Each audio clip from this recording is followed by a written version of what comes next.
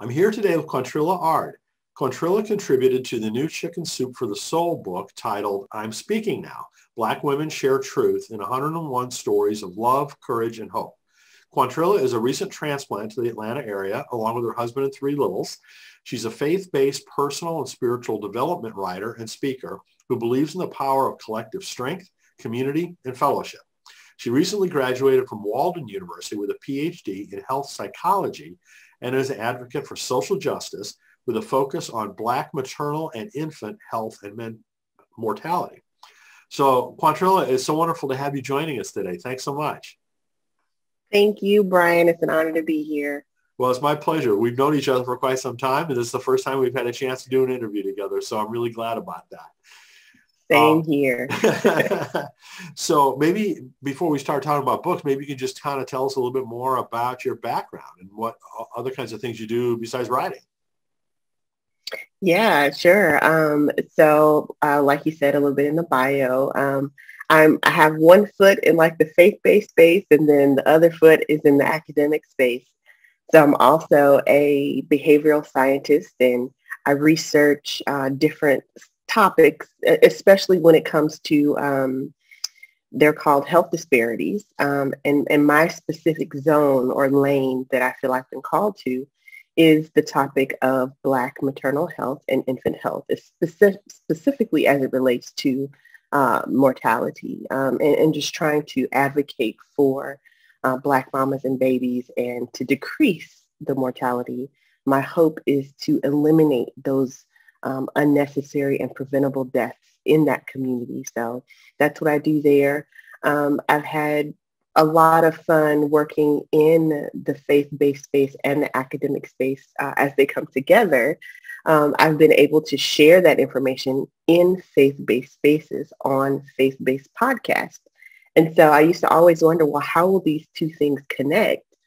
But I've been so excited to see how a lot of people in the faith-based space are starting to value these social justice issues. So, yeah.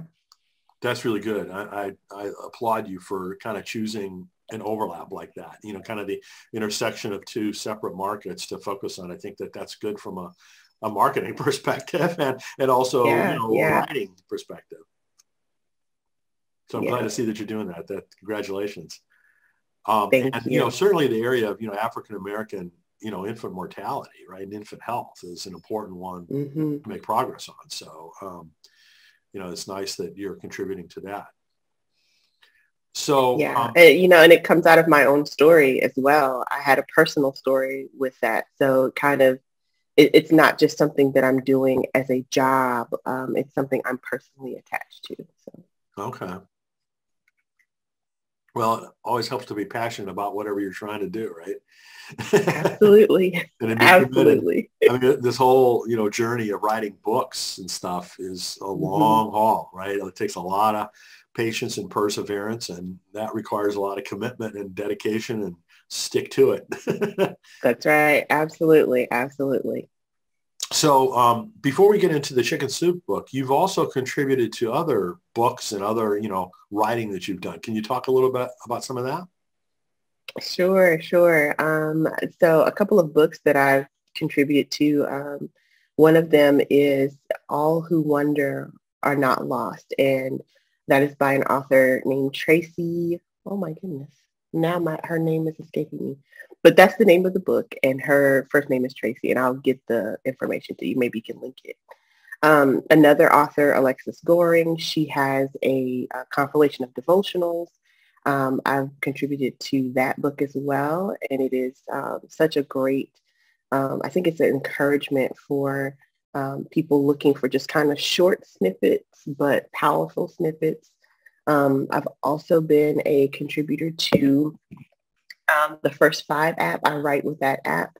So there's devotionals in that app. And then with Proverbs 31, I used to be a study leader with them. So, would help walk women through different Bible studies online. So I'm kind of everywhere. And it's been a fun journey. It's been a fun ride. So.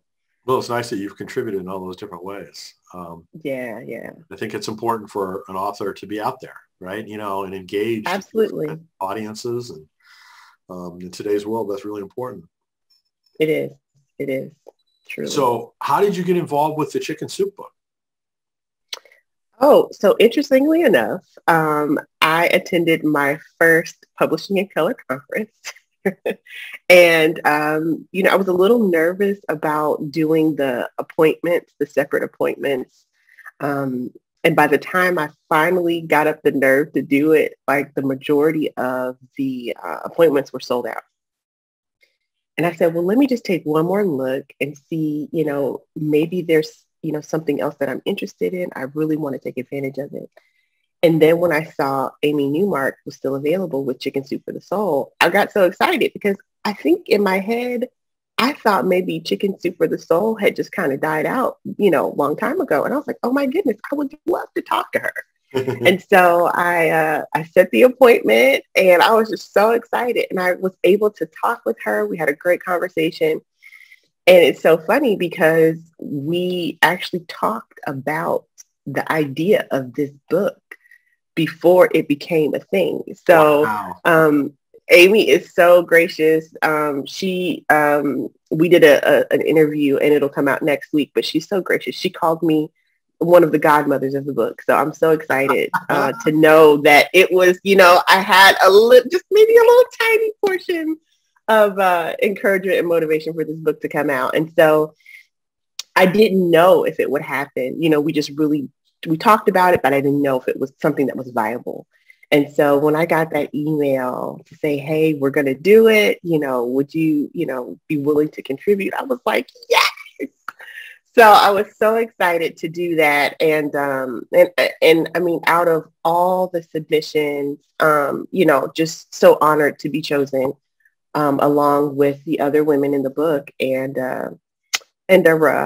that's how it went. So very excited. Yeah. I mean, Amy has been really bullish and excited about this book ever since she, started thinking about it and talking to people like you about it. She's been very positive and very appreciative of, the context that she's made through Publishing in Color and, the help that we collectively, provided to recruit potential authors for that. And she was very pleased with the pool of, submissions that she had to choose from. So I think that worked out really well. She's very happy about it. And, the book, as we're speaking here, I think the book was just released yesterday. Is that correct? It was, yes. June 1st, 2021, it was the release date of the book. So let's hope that it takes off. I'm hoping and praying. So can you say a little bit about how the book is structured? How's it organized? Yes. So there are, I believe there's like 9 different chapters, and each chapter, there's 11. And each chapter really focuses on a different area or aspect of the lives of Black women, or, the things or the responsibilities that we have as Black women. And so each section has several stories. It starts off with a poem or a reflection, and then goes into the stories. So I was fortunate enough to be in chapter 5, Where We Come From, and, wrote a sweet little introduction, as it interestingly enough is called The Introduction, in that chapter. And I'm so happy to really see the voices of Black authors and Black women that are being promoted and amplified, because for so long, and especially in Christian publishing, it's just been so hard to kind of get a leg up or a foot forward. And although, Chicken Soup for the Soul is not necessarily a Christian imprint, I love that they still allow people to speak on maybe the Christian journeys that they've had. So it's a book full of journey and storytelling for Black women by Black women. So very cool. Yeah. I mean, this whole opportunity set, has been long overdue for you guys. So I'm glad it's happening more and more now. So So what was it like working with the Chicken Soup for the Soul team? Oh, it was amazing. Everything was so streamlined. The submission guidelines are on the website, the date, the deadline, and you heard from them exactly when they said you would. And so you weren't kind of left guessing, um, what do I do next or where do I go next? And then once your submission was accepted, there was a whole like marketing team, PR team. So they really support their authors in such a fantastic way. Then they have like, Zoom calls for you to get together and connect with the other people. I mean, it was just fantastic from start to finish. And I always felt like I knew what was going to happen next.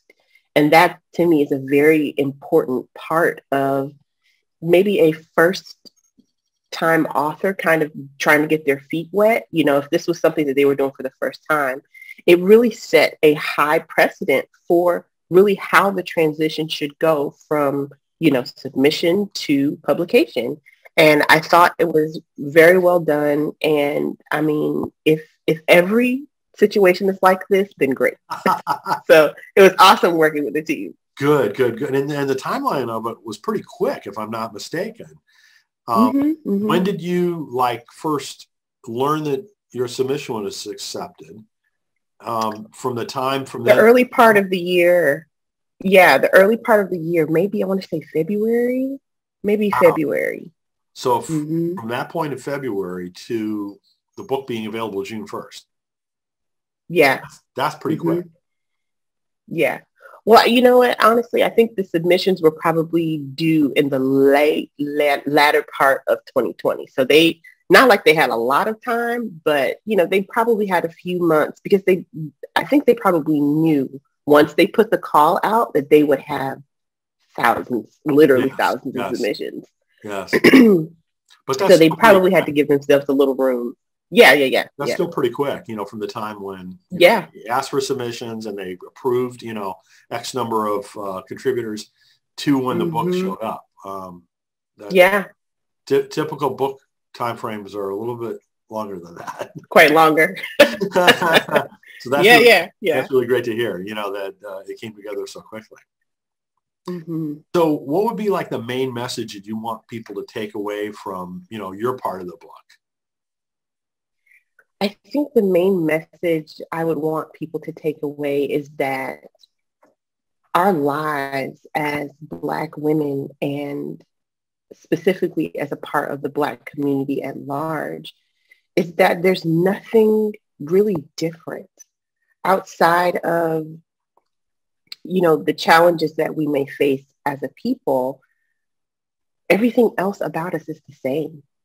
We work, we love, we live, we laugh, we grow, we teach, we share, and trying to find those areas where we have a mutual shared bond is really where I think the connection starts and where it can grow from there. A lot of times people ask, well, how do we, if we've not made progress on relationship, how do we start? For me, it's always about thinking about who's not at the table or who's missing. If you can identify areas where maybe your people group looks a little myopic, broaden your horizons, look and see if there is someone that you can include. And this is really one way for people who are not Black to really take a peek into the lives of Black women. And I think that will demystify so many things. And I feel like it will allow for more conversation. It will allow for more integration of relationship. Because when you see that my life is very similar to yours, then perhaps you don't see me as a threat, but you can start to see me as a sister. So, yeah. Good. All good. So the distribution of the Chicken Soup books is pretty great. I mean, they typically show up, Target, Walmart, everywhere, retail as well as, of course, online. Yeah. So, I hope that this does get a lot of coverage and gets a lot of. So do I. So do I. I'm so excited about it. I really do. I agree. So what plans do you have for the future in terms of, other writing that you might do, other books you might get involved in? What do you have anything you can talk about? Yes. Well, I'm definitely planning to submit more to Chicken Soup for the Soul. Definitely planning on doing that. I am currently so blessed to say that I have an agent and I am working on a book proposal for myself. Yeah. So working through that. Yes. Wonderful. Yes. Wonderful. And please keep us posted. Definitely. Oh, I will. And doing a little more contributing to some other books as well. And hopefully I'll have a great announcement out here soon involving some kidlit. So. Oh, great. Yeah. Oh, very cool. Yeah.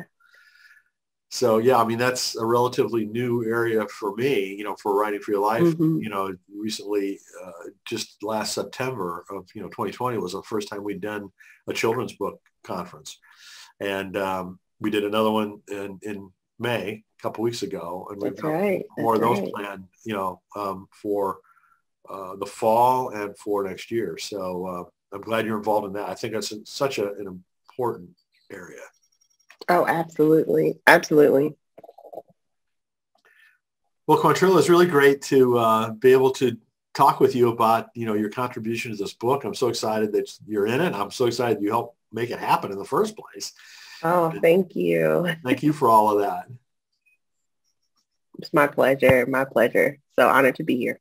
All right. Well, thanks so much. All right. Take care. Thanks.